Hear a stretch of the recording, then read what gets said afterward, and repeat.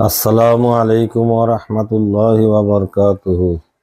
আমরা প্রতিনিয়ত ঘর হতে বাহিরে চলে যাই কর্মক্ষেত্রে, কিন্তু আমরা কি একবারও ভেবেছি যে আমরা যে ঘর থেকে বের হলাম, কার উপরে ভরসা করে বের হলাম বা কার উপরে জিম্মাদারি দিয়ে আমরা বের হলাম?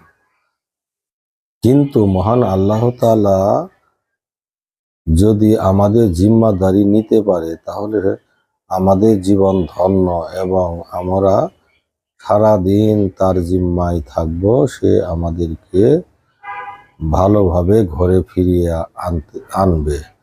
যদি আমরা ছোট্ট এই দোয়াটি পড়ে ঘর থেকে বের হই, তাহলেই আমরা আল্লাহর উপরে তাওয়াক্কাল করে আমাদের জিম্মাদারি আল্লাহর উপরে ছেড়ে দিয়ে আমরা ঘর থেকে বের হতে পারবো। দোয়াটি হলো, বিসমিল্লাহে তাওয়াক্কালতু আলাল্লাহ লা হাওলা ওয়ালা কুওয়াতা ইল্লা বিল্লাহ।